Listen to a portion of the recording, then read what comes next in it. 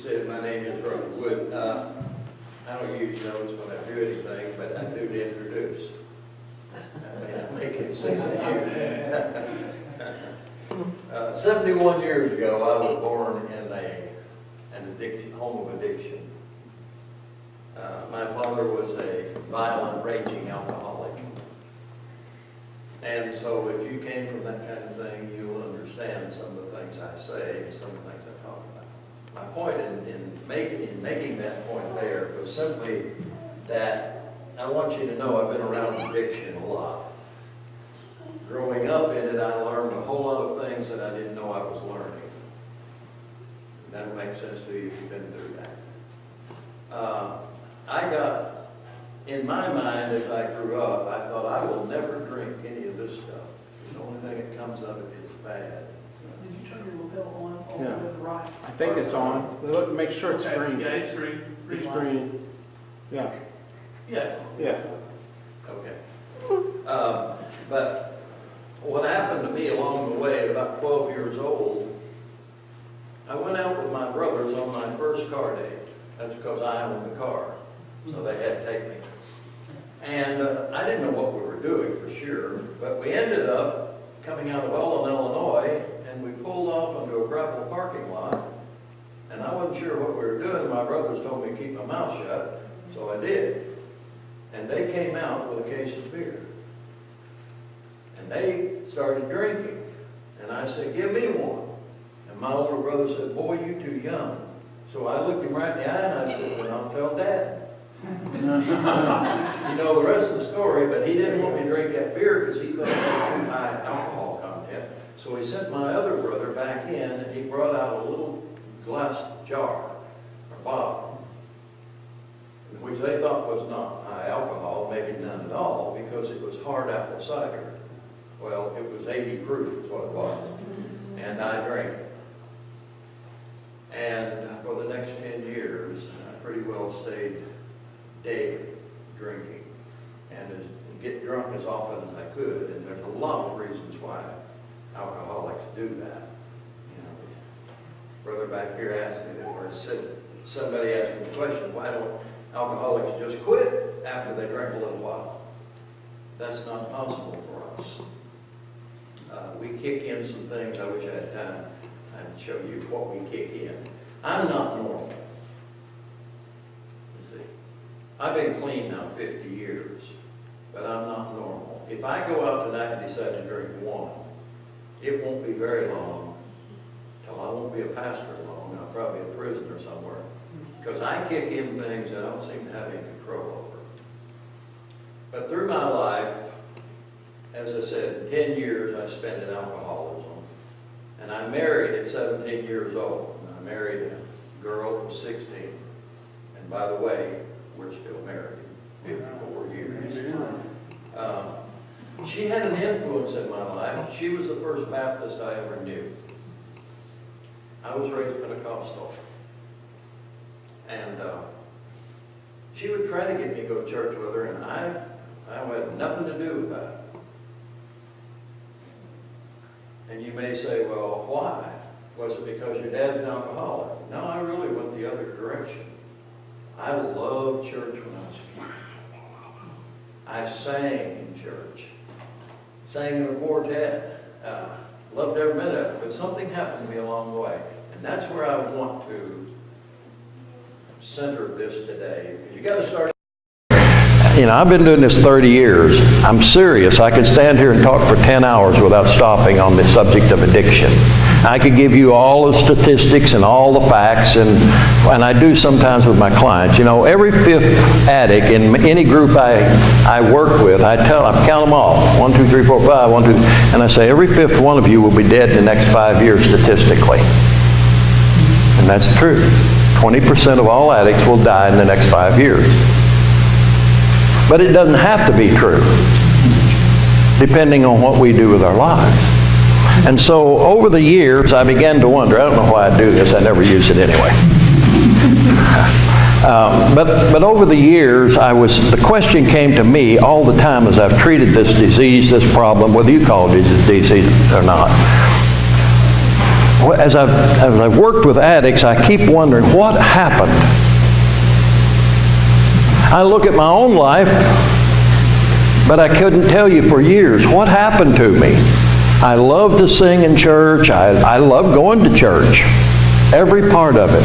And then one time, all of a sudden, everything stopped. Here's what I think happens to it. And this is the only place I know to start this. It's just too broad a subject to know much about where to start it. And so I try my best to start here because this kind of makes sense. We are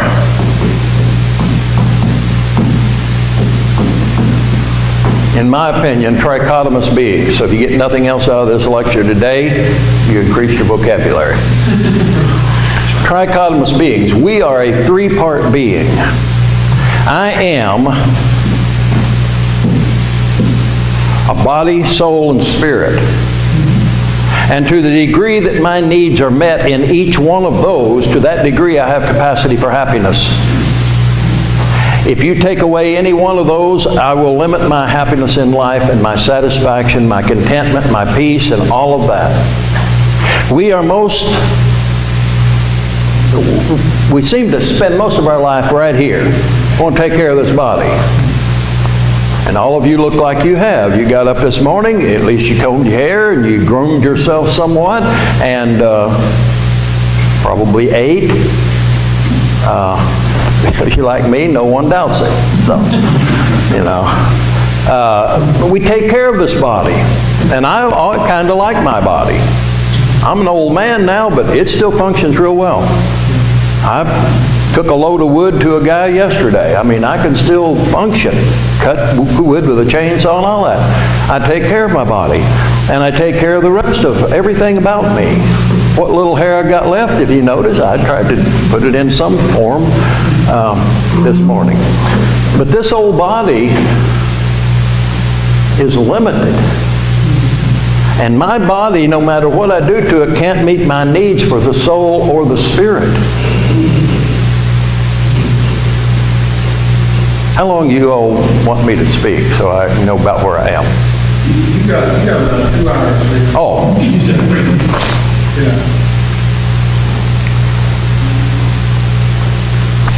I give this lecture to my clients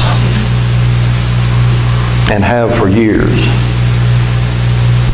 At this point, and I'm talking about the body, this is an old body right now. I'll be 72 in about 2 weeks. But I want you all to know something. I was 17 yesterday. Yeah, I remember it perfectly. I had one goal as a kid growing up. I'm going to join the Navy when I turned 17. The day I turned 17, I called the recruiter. 17 days later, I walked into the United States Naval Training Center in Great Lakes, Illinois. And a whole lot of things happened before I ever got there. But I remember the officer put me in charge of the group of men to get them to Great Lakes boot camp. That was my first order I ever had. And I got them there. And the snow was about knee-deep or higher, and they had paths down through there. And as I brought the men down the stairs from the train, we headed to this big steel gate which said United States Naval Training Center, Great Lakes, Illinois. Camp Barry, welcome. And as I walked toward it, the fence was about 10 feet high and they had barbed wire on it. And the barbed wire was turned inward. That was my first clue. They were keeping people in, not out. I was going in. So, real scared at 17. As I walked through that gate, I looked over my shoulder to remember civilian life. And as I did, there was something way back behind me, a long way back. And it kind of intrigued me, but I didn't have time to look at it. I just glanced and I walked on in. And they tortured us for 3 weeks. And if you've been in boot camp, you know what I'm saying. They tortured us for 3 weeks and got rid of the guys that need to go back home. And then they marched us across the road to another barracks, Camp Moffett. Spent another 3 or 4 weeks there, then marched us across the road the other direction to Camp Porter. And there's where we finished training.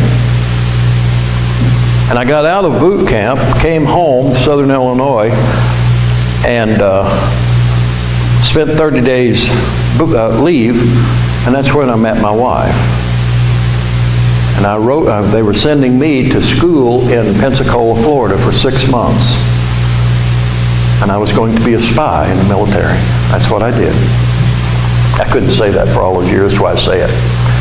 Couldn't tell anybody for 30 years. Now it's all declassified. But anyway, that's what I did. I wrote my girlfriend back and forth. I went home after 6 months and married her. And we took off to Norfolk, Virginia, then to the Philippine Islands, then to Guam, then to California. And 10 years later, I walked through the same gate at Great Lakes to be discharged, 1973. And as I walked through the gate, it reminded me of that day when I looked back and something was following me. And I glanced over my shoulder again, and there he was. He was still coming. And I thought, how strange. I knew he was a little bit closer. But I had things to do. I got out of the Navy to get a college education and preach the message of the gospel of the Lord. And so the thing kept following me, but I had things to do, so I went on, got them all done. Took me a while. I had to get money together to get that all done. But 32 years old, I started college. And finished in 3 years. And started working on graduate degrees and, all those things. And some years later, I finished all the college, ended up in Kentucky. That's how I got here. Finished all the college and all of those things. And I was headed for Memphis, Tennessee to go to work on my master's degree, and now I was going to be a professor. And along the way, the Lord said, don't think so. So he led me to Columbus Baptist Church. They called me as their pastor. And years went by. Something terrible happened at Columbus. My son got on drugs. 14 years old. And I struggled with that for 10 years, trying to figure out why. Now look, I was a child of an alcoholic. I was an alcoholic. There is no pain like being the parent of an addict.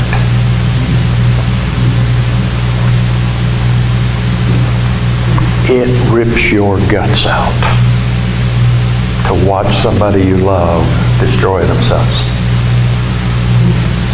And so I got him into treatment. I had to resign my church. Northern Indiana took him for treatment. He got drunk the day he got out. Sheriff called me. Long story short, he's 47 now, 48. He's still an active addict. Along the way, though, the Lord had something. He had a reason. He didn't make my son get on drugs, but my son got on drugs, and as a result of that, all things work together for good to those who love God. And there's something about that made me love addicts. And I fell in love with addicts. And the Lord called me to Parkway Regional Hospital to teach school to a bunch of addicts. I ended up being a counselor. That's how I actually got into this field. Along the way, my son finally got grown. I spent my 40th wedding anniversary teaching this subject right here. And I looked over my shoulder as I was teaching. Uh-oh. Thing's still following me. Now I'm in Kentucky. And I can see him pretty well now. This year I spent my 54th anniversary teaching again. This year I looked over my shoulder. The goosebumps jumped up on my arm, because now I see him. I know his name. He's been following me all of my life, but this year he's close enough I can see the banner across his chest.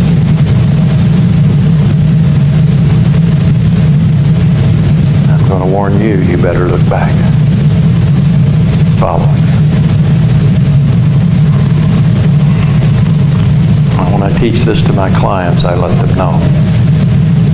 I'm 70, almost 72. He's going to catch some of you before he catches me. He has every year. Addicts die. They die, and now they're dying faster. We have our clients every year. We have to go through this. Such and such died. I don't know about anybody else. It just tears me up. We spend every day with them. We get to really get close to a lot of them. They're going to die. This body will be no more.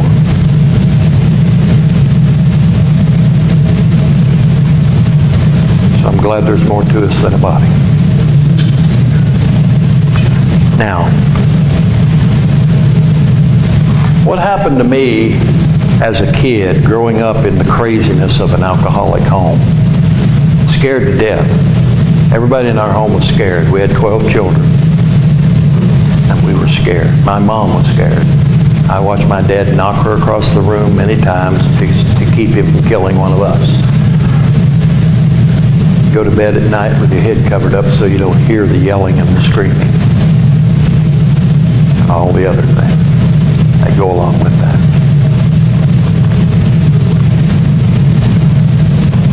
When I was a little boy, my favorite thing was to go to my grandmother's house. She just loved me because she loved me.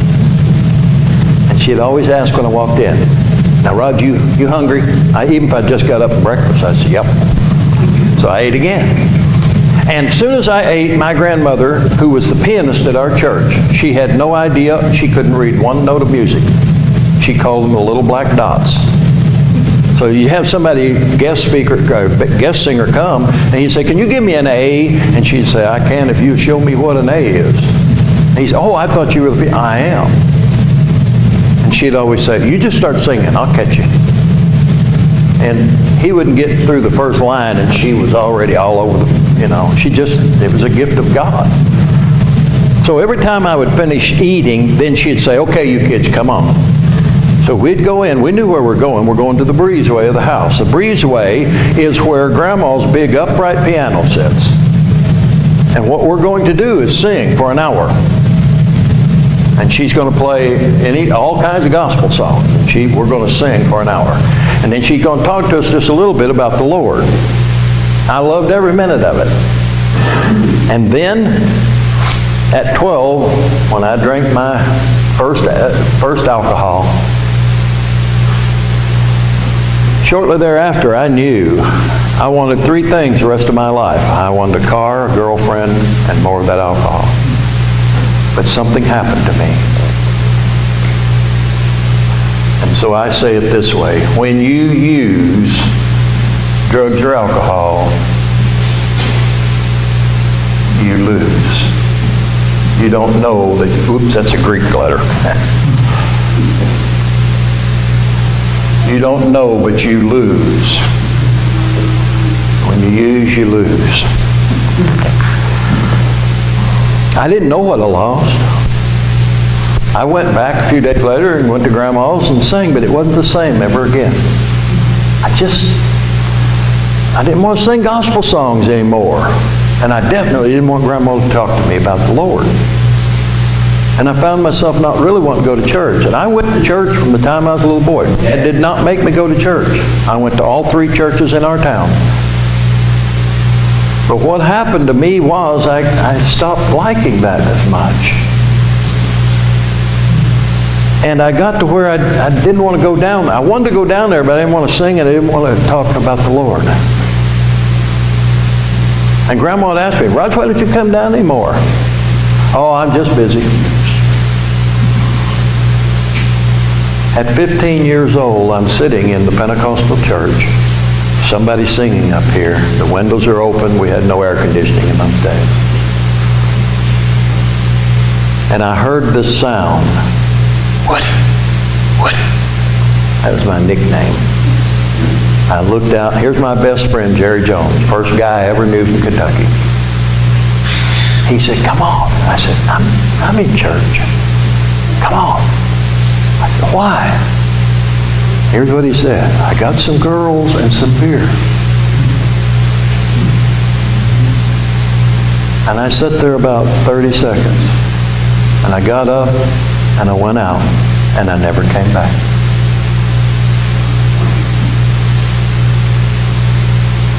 And I spent most of my days trying to figure out how to get this alcohol or using it. If I hadn't joined the Navy, I don't know what would have happened. But then I got in the Navy, and guess what? I could get it all I wanted. But I did. What was happening to me was, and get this if you get nothing else, what happens to addicts is when they start using, they start losing. And by the time I'm 21 years old, I'm in the Philippine Islands. And my wife, one night, she's getting ready to do something. I said, where are you going? I'm going to go to this Bible study over here. And I said, no, you're not going to no Bible study. And I denied her the right to even go. And I denied her the right to ever talk to me about it, or anybody else. In fact, at 21 years old, you start talking to me about the Lord, you better have your guard up, because I'll take you out. And I'll tell you first, shut up, get away from me. And if you didn't, I'd have popped you a good one. That's how strong I was against it. You say, well, why? I don't know.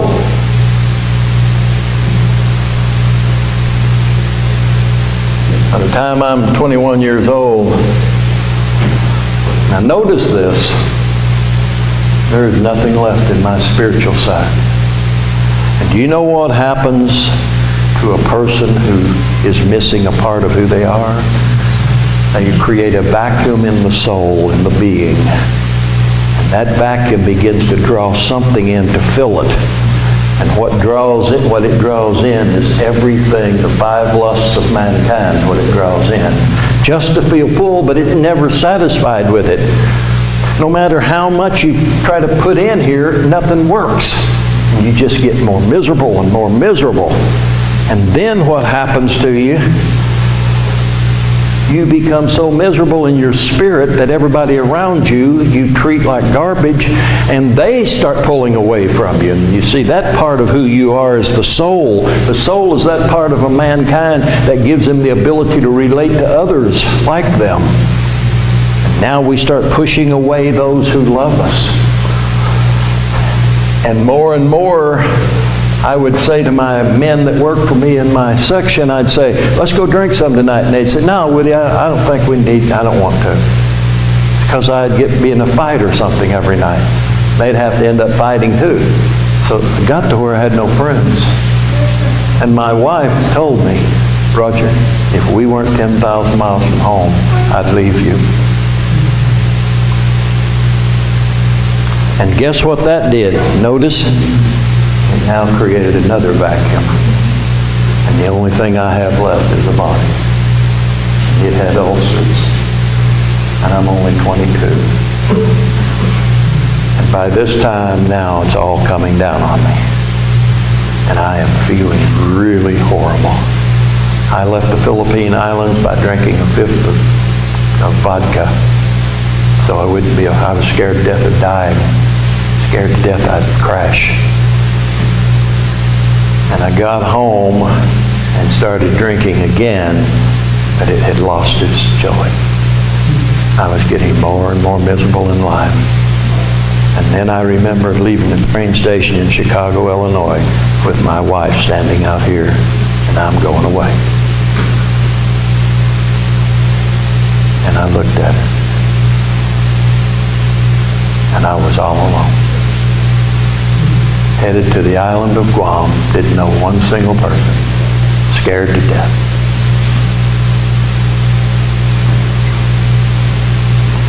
And I got to the island of Guam, and I made a decision there, and I prayed about it. I said, Lord, either you let me know you, or I'm going to blow my brains out. I can't live this way.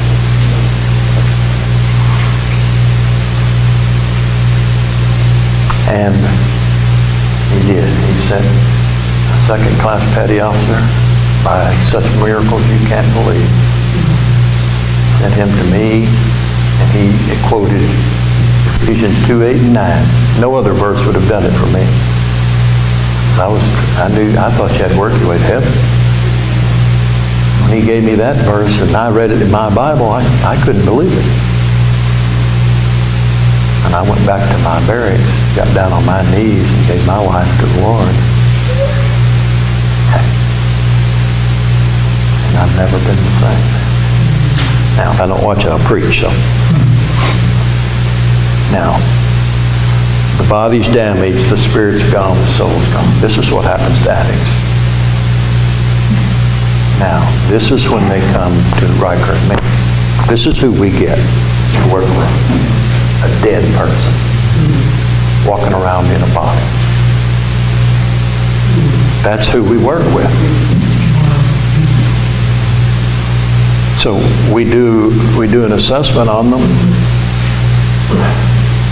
They can answer the questions, but they're dead. A lot of our clients come in. Well, let me put it this way. When I was detox coordinator at Fuller Center, I spent 10 years there. You had to come through me to get in that place. If you couldn't convince me you wanted to be in there, you didn't get to come in. I'm hard. I'm tough. I do that because I love them. And I'd always ask them when they come in, I'd say, you want to be here? No. Get out. That's the way I said it to them, too. Get out of my office. Man, they'd look at me and, I got to be here. And you don't got to be here. Well, you know, they'd always have these odd, well, probation parole sent me there, and nothing to me. Well, the judge told me I had to go talk to the judge. Doesn't have any power over me. And then they just didn't know what to do. I'd say, let me ask you something. You got a problem? No. I said, then I can't treat you. I'm like a doctor. I only treat sick people. So you better go on and get out here.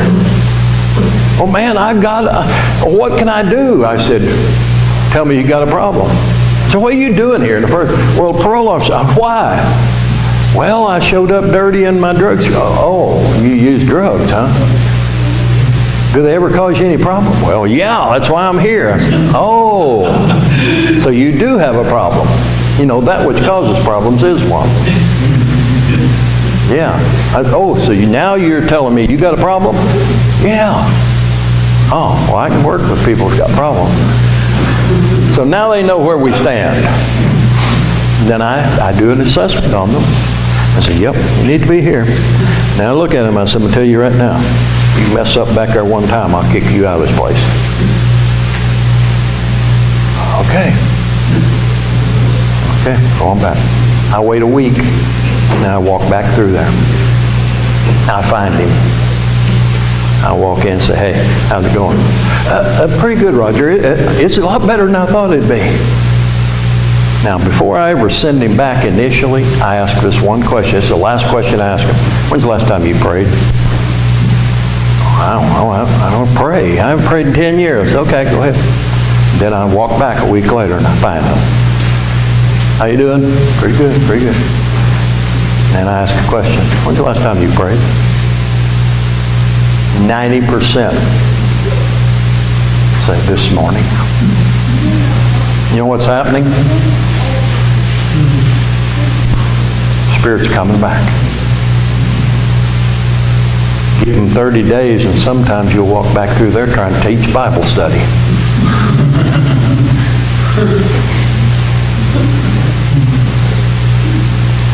In 30 days we can get them.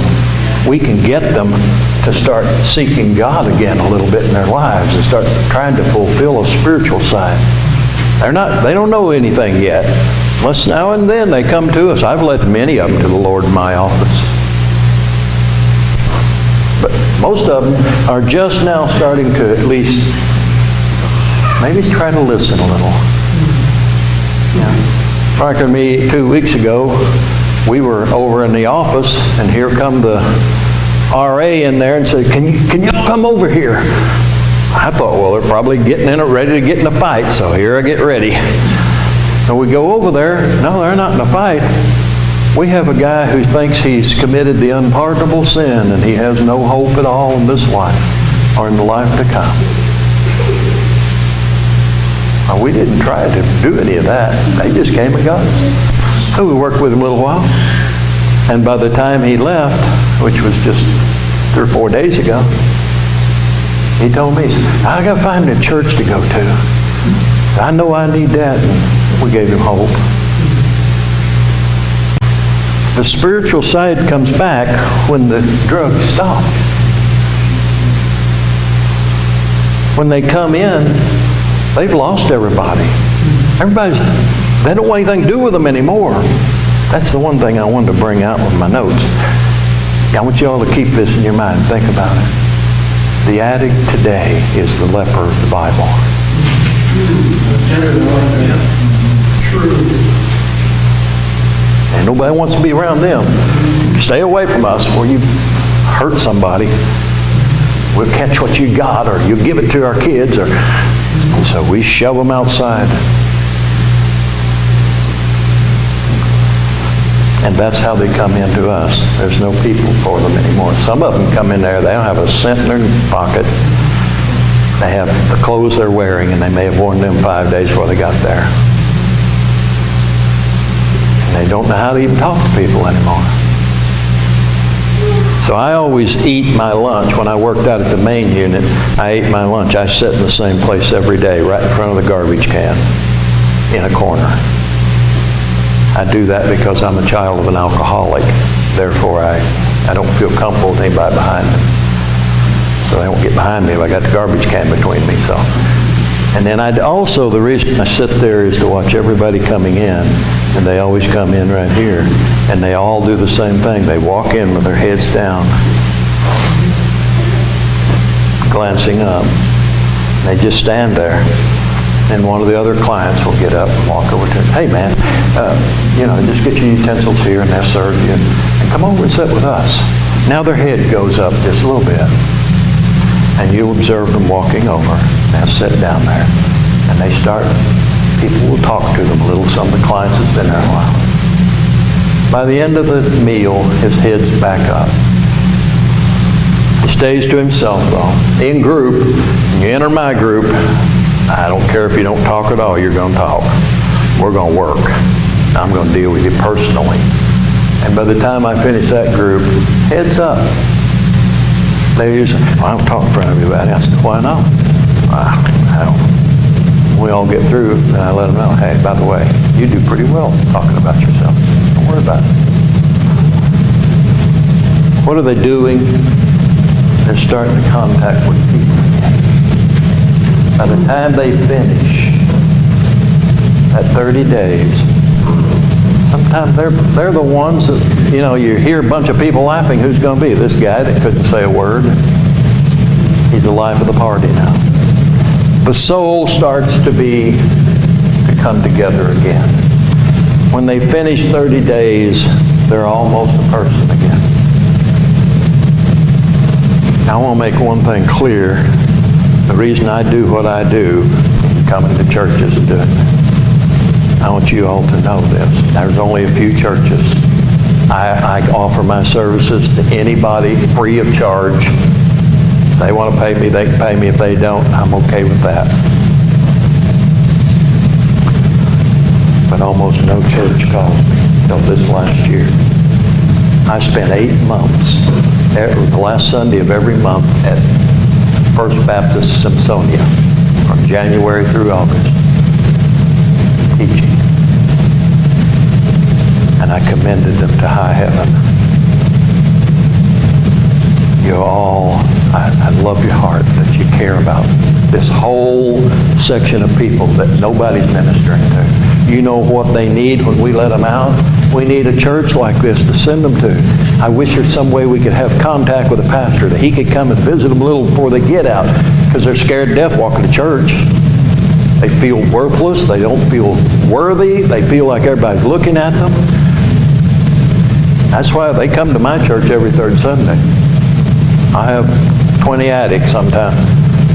Then I got some that's there and been there for a long time that I've treated over the years. They need that next step, and that's why I commend you all. We may be few in number. I commend you for caring. What in the world? Nobody cared about the leper in the New Testament except Jesus. I see a whole section of people. The church isn't reaching out. Well, who's supposed to minister to them? You know, I used to wonder about, my grandson is a missionary in California right now in the ghettos. And when he first started talking about going into those areas, I said, Nate, I mean, a lot of churches around here open. He said, yeah, but I just feel like I've got to do this. And one day I got to thinking, everybody asked me, why do you work with a bunch of addicts? Not really, because the Lord put a love in my heart for them. I just love them. The best people I have ever met in my life, the nicest people, are addicts that I serve. And the meanest people I've ever met in my life are the addicts I serve. According to whether they're in their drug or not. And we try to restore them back. Give them something when they leave there, but there's nowhere to go. Most of them are going to go right back to the same old thing because there's nowhere else to go. In this last year, we've got a lot of addicts that live in Louisville chose to stay in Mayfield. And there's a church there in Mayfield that provides a couple of houses.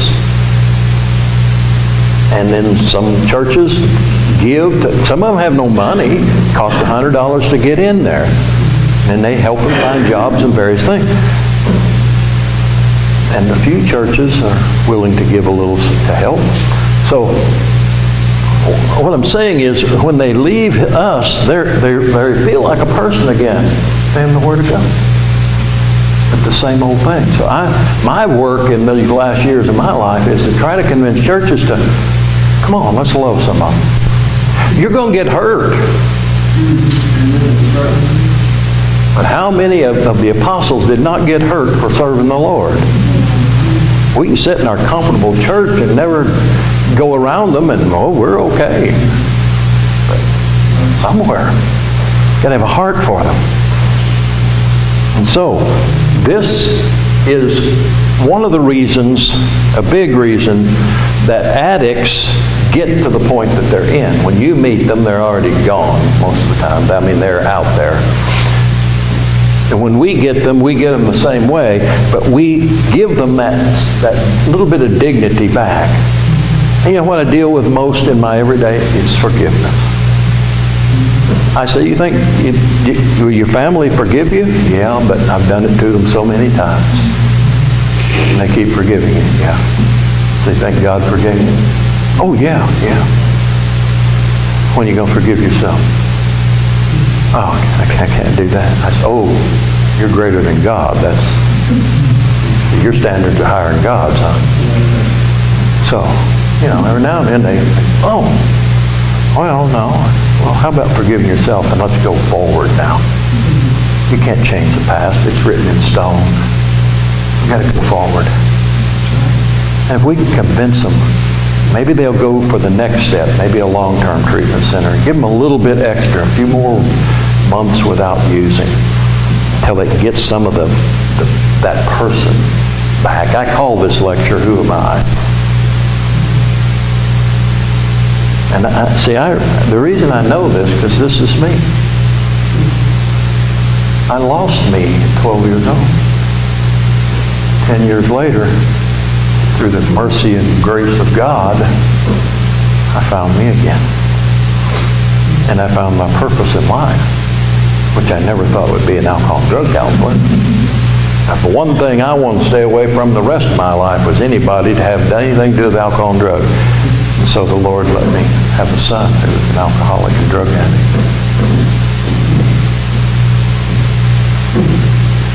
And I work with families. See, because I understand families. I came from one. Now I am one. I work with the families over the years. If any of you in here have an addict in your family, you're hurting every day. And who you gonna talk to? You see, the thing that hurt my wife and me most when it happened, I'm the pastor of Columbus Baptist Church. She's the wife. Who are we gonna talk to about this? I had one deacon I was real close to, and I told him, and he said, "Oh, Brother Wood, I don't know what to say." Well, I didn't either. So we did all the wrong things. You know, I figure if I chained him to the floor, he couldn't use. But they put me in jail, so I couldn't do that. And you look at that little one right there. You'd die for him in a second. If he ever gets on drugs, you'll still die for him, but you can't. You just got to learn how to live with that. So over the years, I helped people do that. Now, if we can, and here's the other thing. I used to teach this to our staff too, and I tell them this. At this point, I tell them, if you don't love addicts, you got to do yourself a favor and them and go find a different job. Because this is too important. People are going to die if we don't help them. And I'm saying that to the churches now. If we don't help them, most of them, a lot of them are going to die. I've done lots of work with clients on why don't you go to church?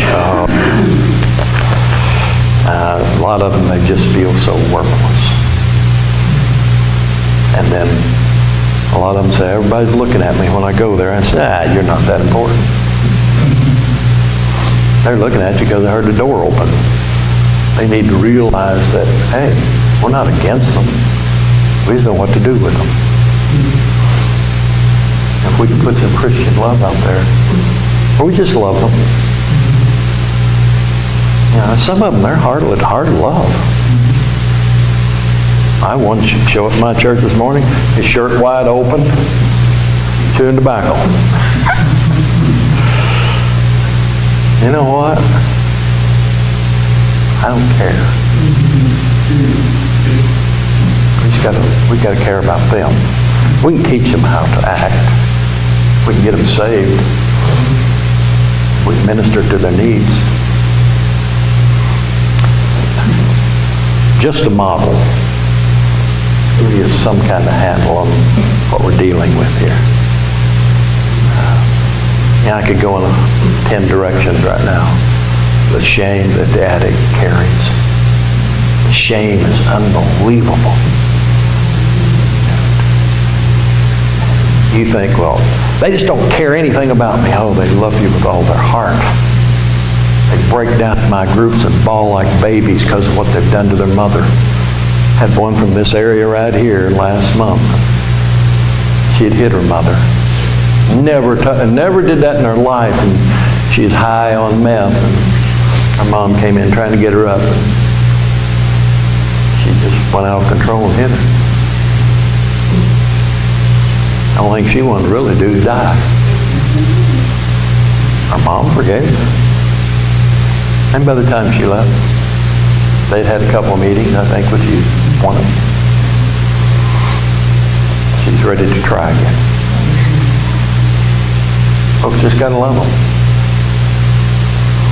I'm glad somebody loved them.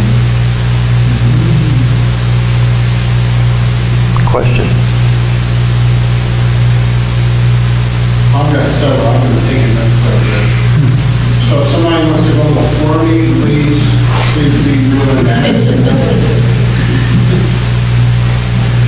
Nobody? Okay. Rodger, what's the difference between helping and enabling? Yeah, big difference. Yeah. we never help an addict by giving them the means to go out and get high or drunk. So what's that mean? Describe what that means. Let me pay your bill, let Yeah. me... Yeah. That means all of those things, but now I want you to know from a parent. You see, I'm a counselor and a parent of an addict. Now, I can tell you what you should do. I just have a hard time doing it. Because he's always my son. And he lives in my house, not in my house with me. I'll have another house he lived in. And it's hard for me not to take care of all these bills. Don't ever do that. But I can't help it. That's enabling. When I pay his bills, I take care of his food. That gives him, then if he has any money, guess what he's going to use it for? Yeah. So I used to try not to tell people the truth. I just didn't tell them.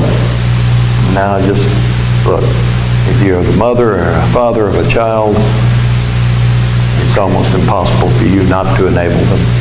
Do your best. I don't enable him like I did at one time, I'll put it that way. I've never bailed him out of jail or anything like that.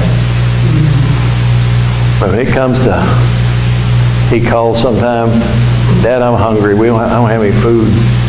I can't stand down. I got 7 freezers. And that's where your Christianity and your, boy, that's a battle. So, but you can help an addict. You can help him by making him responsible for his own life, and occasionally you give. Probably reach close to that enabling. You tell him the right thing, but don't preach, and don't ever try to counsel your own family. I'm a counselor. I do not try to counsel my son. When he comes to me with something, and it's about addiction, my son's gone through 2 treatment centers where I was a counselor. My son sat in my group.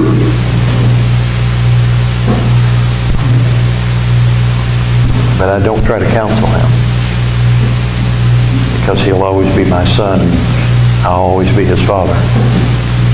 Now I have sent it to other counselors I know.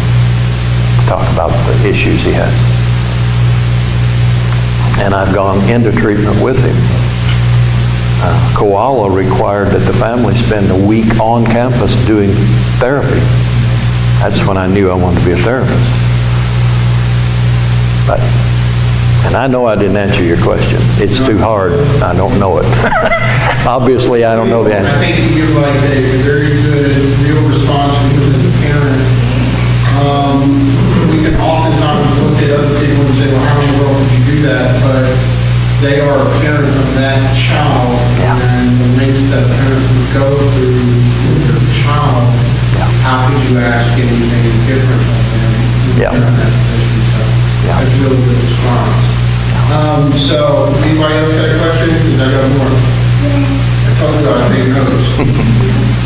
Okay, as a community, what is the best way that we can help this group of individuals as a faith community? I mean, obviously, if we wanted to be super spiritual and hyper religious, we would say, oh, I'll pray for you.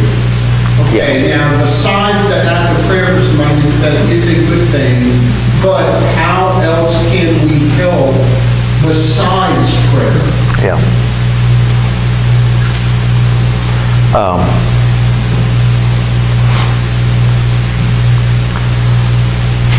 Finances, and not a lot either, but those clients who have a desire to go from our 30-day into a long-term, many times what hinders them is a little bit of money. It's not usually a lot of money, it's a little bit of money. You know, our church sometimes will, I have a standing, if anybody needs to get in, my church says, do it.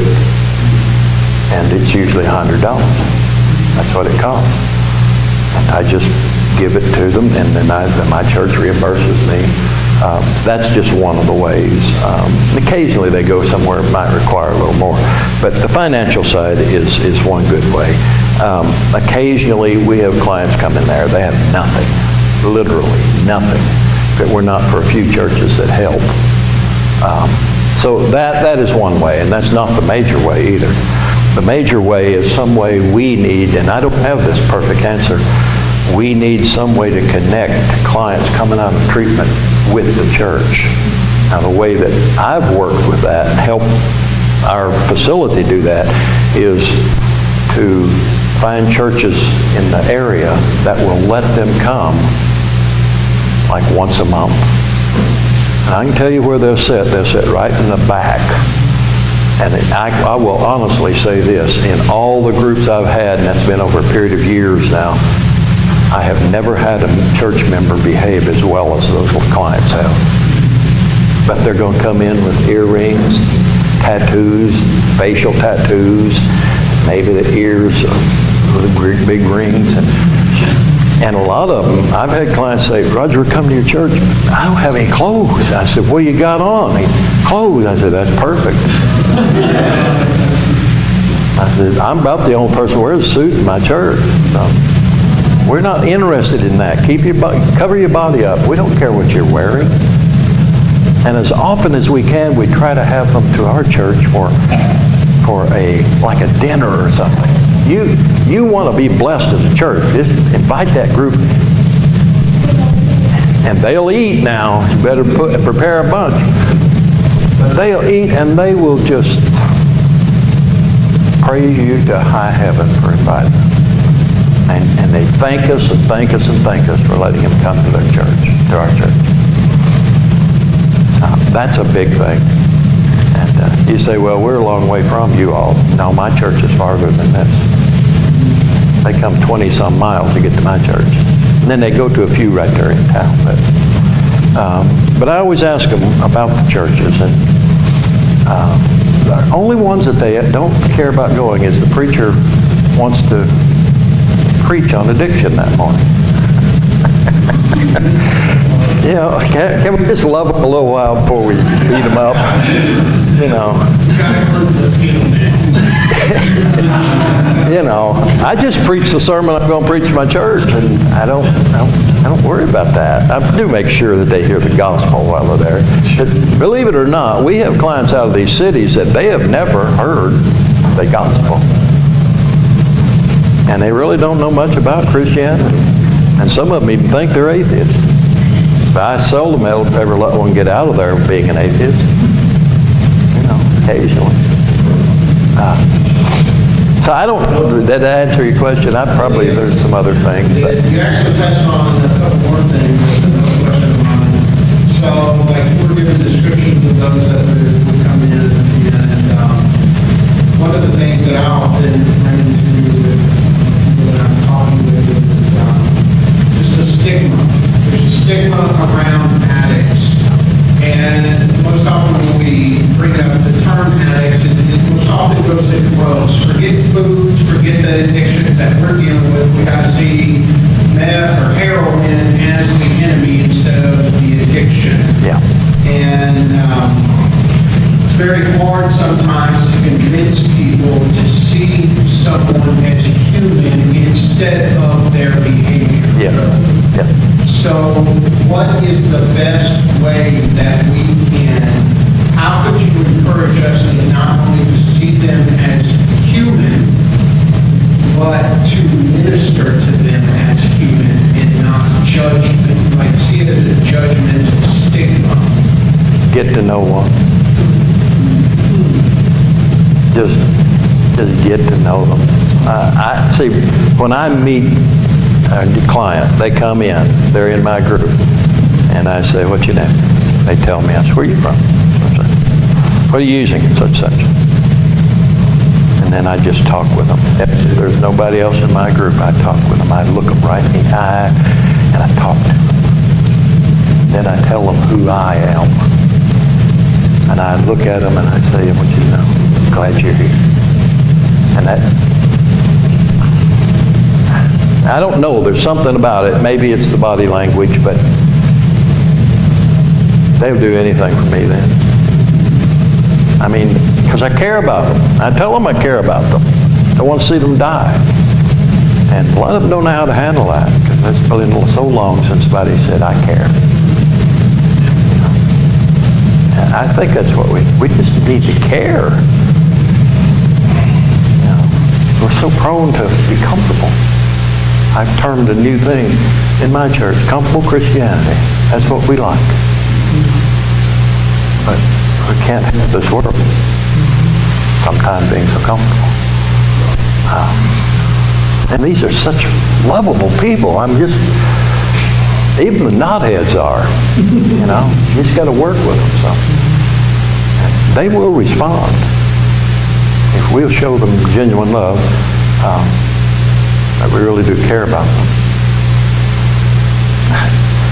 And what you mentioned now, I want to make sure I get this in, because the question, you said it up here before we started, talking about the addictions.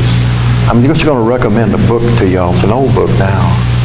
It's called The Compulsions America Applauds. It's written by Menrith and Meyer out of California. They're Christian organization. They're both psychiatrists, but it's a book I read many, many years ago. You know, Americans, we look down on some addictions and we applaud others. We applaud the man who works 18 hours a day. What a marvelous man. No, he isn't. He's addicted. He's addicted to work so he doesn't have to deal with reality and family. The family doesn't even know who he is. The kids grow up without a father. Oh, he comes in and sleeps, but we say that's good. And, you know, we got a lot of addictions that I do a lecture on what I call 5 lusts. You know, material lust, power lust, approbation lust, which is wanting everybody to acknowledge you, pay attention to you, and I had to add chemical lust and then sexual lust. But we don't say much about any of those except for the chemical.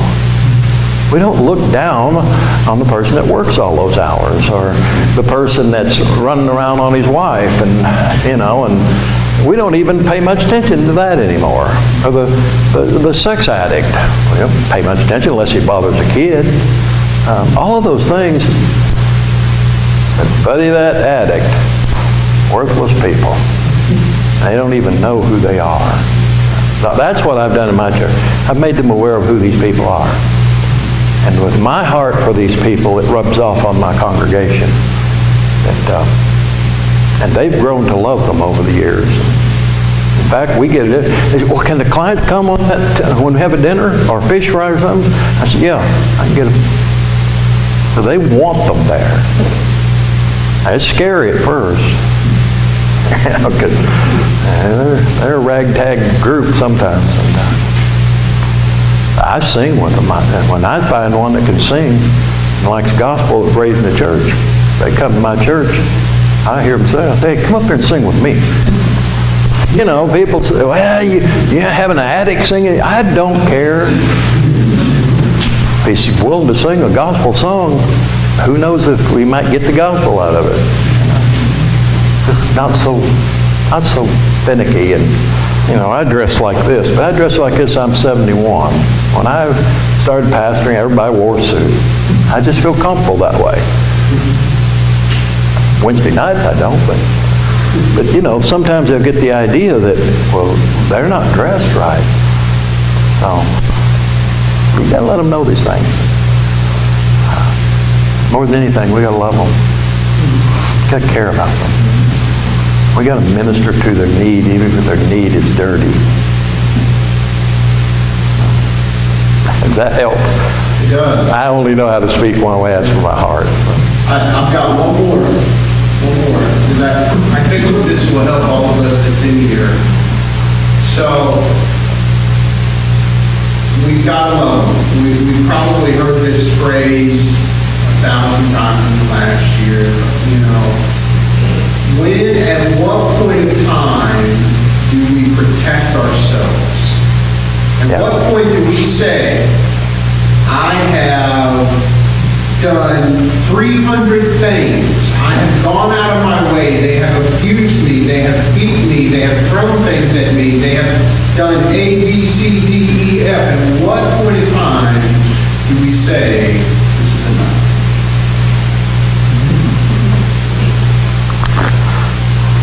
When it's enough.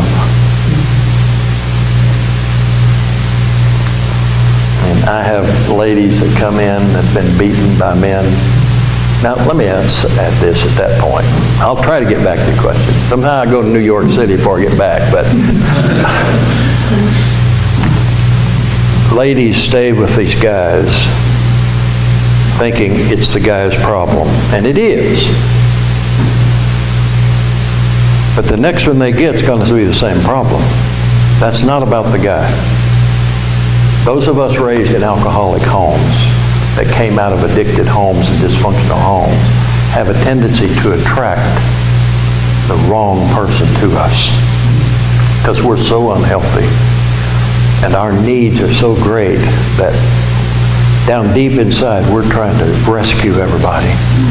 Those who needed rescue, usually manipulators, and the term is codependency and counterdependency.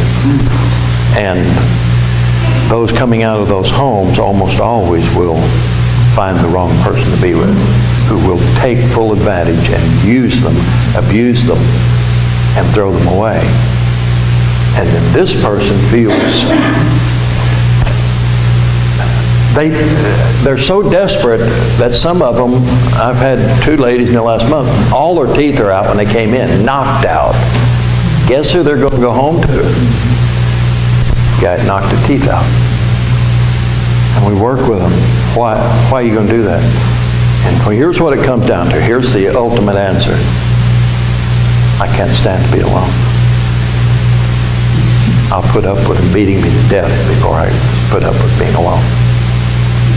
These are beautiful ladies, a lot of them. But they never attract, and if they do attract a normal person, they are so bored with them, it's pitiful. We're the ones with the problem. Like I said, I grew up ACOA. Once I got clean and Christian, I had a hard time saying no to anybody. I needed that approval.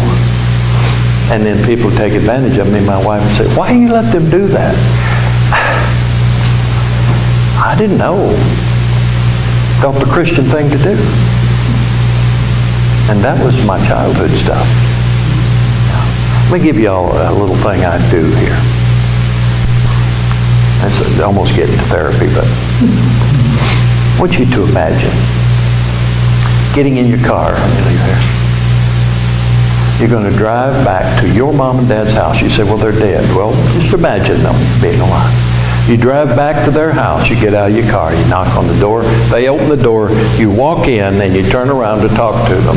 Now, I'm going to ask you this question. How big are you? That tells you where you are with your childhood issues. Most ACOAs are 5 or 6. They feel just like they're still 5 or 6. They've never worked through any of their childhood issues, and as a result, it affects everything in their life as an adult. It affects their marriages. Everything.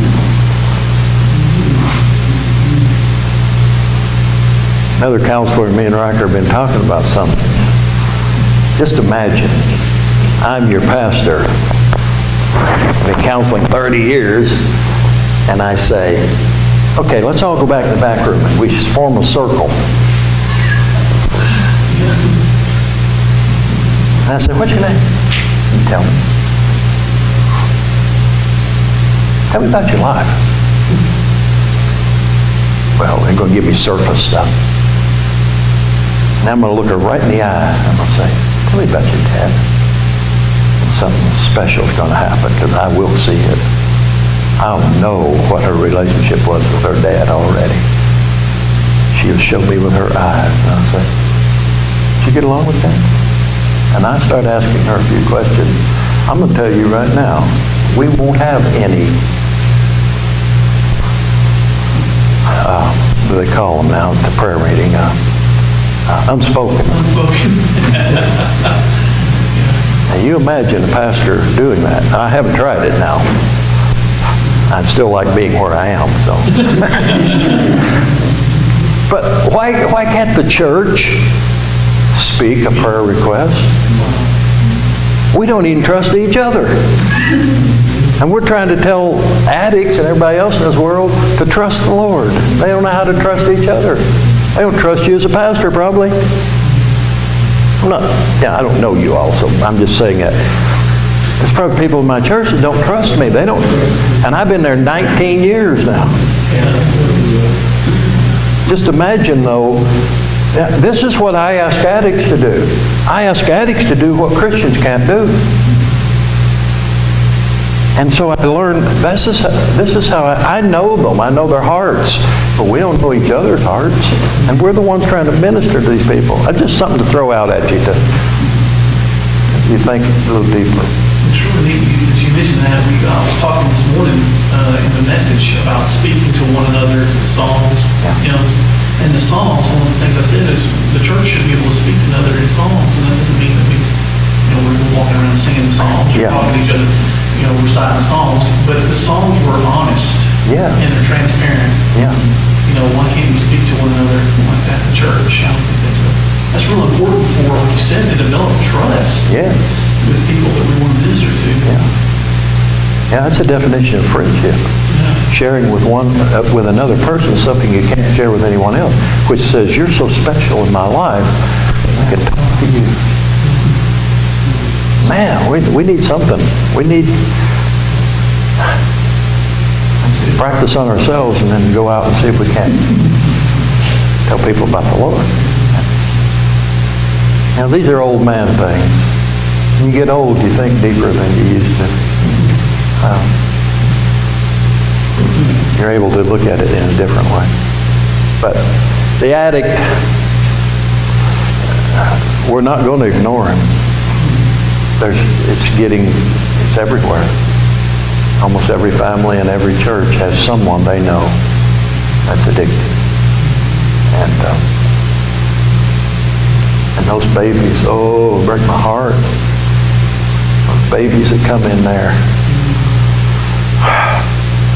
Guy in there a couple of weeks ago, they bring these babies to him, but DHS already taken them. But he gets to see them that day. These two little ones grab him like you see the chimpanzees with that baby locked around, and they're getting ready to go, and the baby said, no, no. Yelling, Daddy, Daddy. Daddy has no power. Can't be Daddy. The state has to be Daddy because of addiction. Those babies are going to grow up unhealthy. They're going to get into addiction because something has to make the pain go away. If I had time to do a shame lecture and show you how that happened to me in my life. At 12 years old, the reason I loved it because it took the pain away. Nothing else had ever done that. So we turn to that which works. Any other questions? Yes, ma'am. If somebody is like, and they quit for like a long period of time, and then they figure back out, what do you do to make it start making it? What makes them start, you say? No, well, that too maybe, but like, what can they do or what can I do to stay away from it? Yeah, it's according to their background. If they have a sponsor, and you may not know what that is. Okay. If they have a sponsor, have them get with them to get back in the program. So, in other words, you can't minister to someone who's drunk or high. I mean, that's not the time you minister to them. You get them clean, sober, and now we can talk to them about the real thing. In our case, what I always say, if you've been a true addict for, I don't know if you're taping that over there. If you're been a true addict, I mean I'm calling it genetically predisposed addict, you need to go back into treatment because it's too much.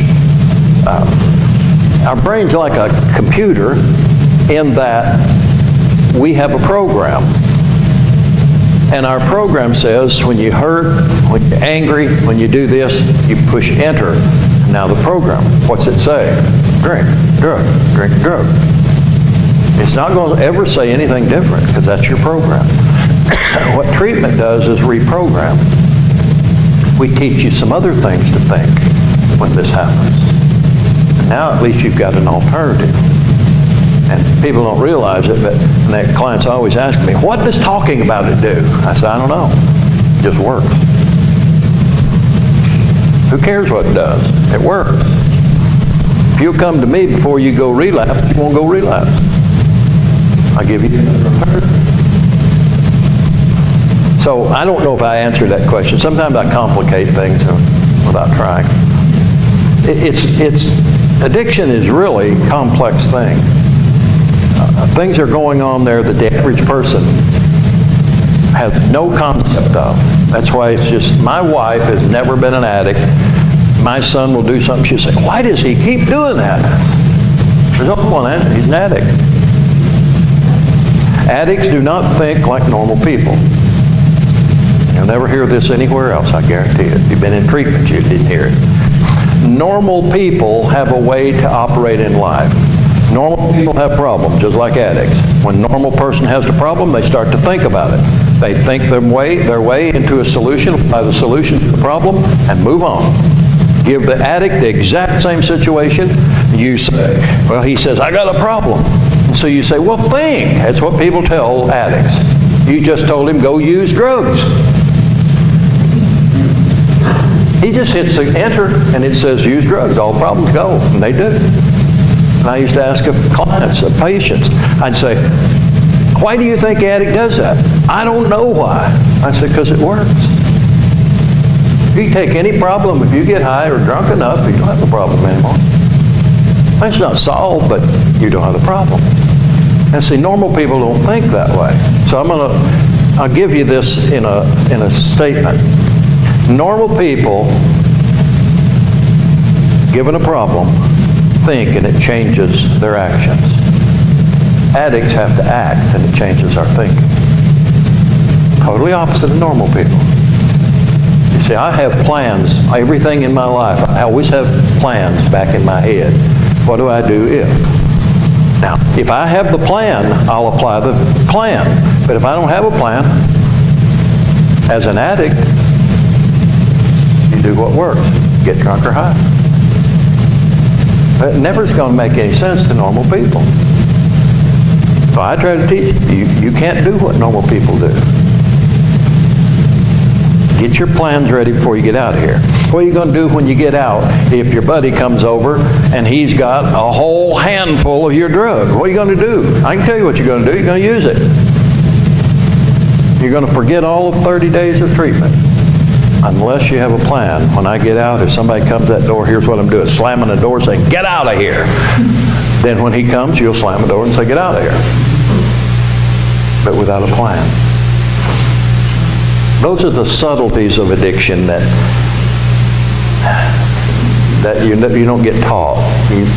This is years of just watching and listening and paying attention to why we do what we do. The other thing I want to tell y'all is the addict loves you. If you have an addict in your family, that addict loves you beyond measure. They don't have a clue how to show it. If you're a child of an alcoholic or an addict, you cannot show how you feel. You do not know how to say, I love you. That doesn't make a bit of sense to anybody that doesn't know what I'm saying. Saying, I love you. Now, you can say that to anybody except the ones you really love. They're the ones you can't tell. They're the ones you can't get very close to because it makes you nervous. 54 years of marriage, and my wife grabs my hand and holds it. In 1 minute, it's pouring water. Makes me so nervous I can't stand it. That's too close for me. That's my childhood garbage. It's still there. Believe me, I have worked hard to get to where I can get close to somebody. This stuff's there. Clients ask me, how long you got to work on this? I said, I've been working 50 years. Still working. But you can help a lot of people. That's the good part. Any other questions? So Roger, how important would you say it is to surround yourself, if you are an addict, or if you know people that are, to encourage them to surround themselves with people who are not, or maybe people that are wise, people that are... If you go very close to those who are still using, you're going to use. It's just a matter of time. The other thing that being around normal people, it teaches us how to be around normal people. I always tell clients that I'm not like most of the staff. And I know I'm not, but I do know how to act around them. They think I'm normal. I know how to do it, but it doesn't feel the same to me. We're just different. But if we will surround ourselves with those who... That's why I love the church. The church can do this better than anybody. We just don't. My goal in my life has been to find a Christian organization that understands church. And let's do our own treatment at whatever it costs. I mean, we can spend money on everything imaginable, but how about spending it on ministry, on real ministry? The church ought to be doing this. When I went to seminary, John Piper said one time, he was speaking, and he said, it was president of Southern Seminary right now. Muller. Yeah, Muller. He said the only reason the seminary continues is because the church quit doing what it's supposed to do, teaching people. Church should be teaching the preacher how to preach. Or we quit doing it. We got lazy. So now we have to have a theological seminary to teach the preacher how to read the Bible and study it, instead of the church doing that. And I think it's the same way with our ministry. You have an addict walk in here and somebody care enough about them to find out who they are, and actually you got major problems in your life. What are you dealing with in your life? And if they say addiction, man, who's going to love this guy? Who's going to disciple him? Sometimes we get them saved. Can an addict be a Christian? Yeah. Can a Christian be an addict? Yeah. Who's going to disciple him? Who's going to take him under their wing? Who's going to take that time when they used to go out and play ball and go to the restaurants? Who's going to take that time and work with that person? I tell you what, let's let AA do it, who has a terrible view of God. Well, I'm preaching now.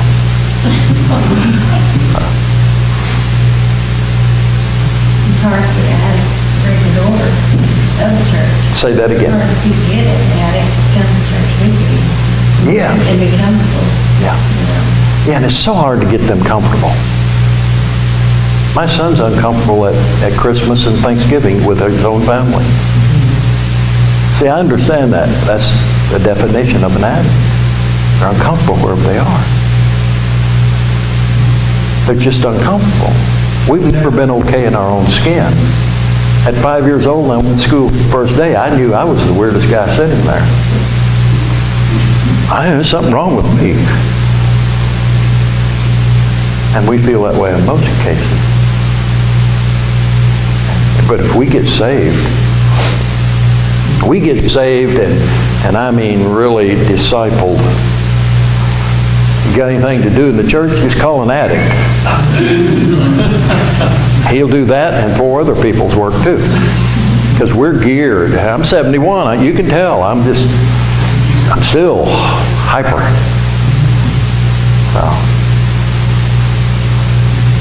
If we get them just to come and help them be comfortable.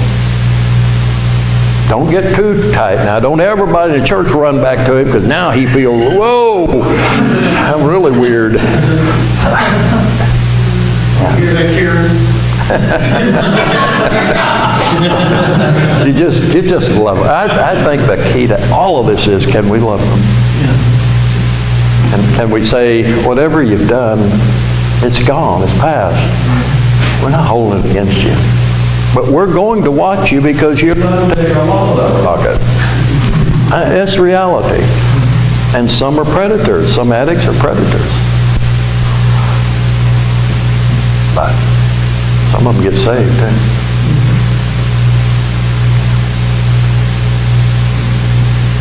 Yeah, I would say we've seen some, just to be encouraging, some pretty good results through treatment. Yeah. And some have surprised us. Yes. And, Definitely. so it works. If they can love themselves enough. I think you're getting down the head there. If they can forgive themselves Yeah. and love themselves enough and move forward, it makes being comfortable a little bit easier too for them. Yep. We had one walk in this week. He walks in, I come walking out of my office, and hey man, how you doing? Oh, Rodger, I'm doing great. 2 years ago. I treated him 4 times already 4 years ago. And I always made sure that they know I'm a Christian and I live my Christianity. There's nothing more important. And he said, Rodger, and the answer was the Lord. And I said, I know it. He said, I know you knew it. He told me one time, he said, I want what you got. And I said, well, it's free. But, he wasn't ready. But he got saved. And now he's getting ready to go to work on a master's degree in clinical psychology. Yeah, so we get rewards. I mean, we have a hard job and we deal with some heavy-duty stuff, but man, we get rewards. They're special. I got a guy that got out of treatment 7 months, 8 months ago. He hasn't missed a service in my church since then. This morning he came and his truck broke down halfway between Bardwell and Arlington. He babied it along till he got to church. And he didn't have any way home. So one of my members, take care of it. But yeah, you just, here's the way I look at it. You know what, if one of the addicts that I work with gets saved as a result of my ministry to him, man, what a success I've been in life. Somebody cared enough about me to do that one day. I preached this morning out of 2 Kings chapter 7, which is the lepers. The lepers, they're going to die. They're standing there. Everybody's starving to death. The Syrians have them surrounded. They're starving to death. And they say, why are we standing here going to die? We're going to stand right here and starve to death. Let's just go give ourselves up to the Syrians. Maybe they'll give us some food. If not, and they kill us, so what? We're dying anyway. So they go there, and the Syrians the Lord's done chased all of them away. There's food everywhere. And they eat to the full and take some for themselves, and then one of them says, we do wrong. The whole city is starving to death inside, and we have all of this. And we hold our peace. That's what the church is doing. We have it all. We have an abundance of the gospel free, and we hold our peace.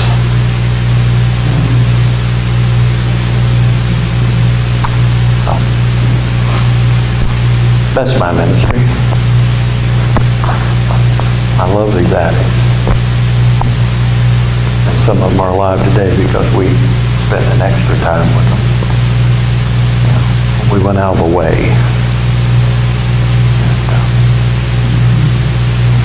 We went outside the camp one night. It's real comfortable in here. But one day we walk outside the camp and we say, can we help you?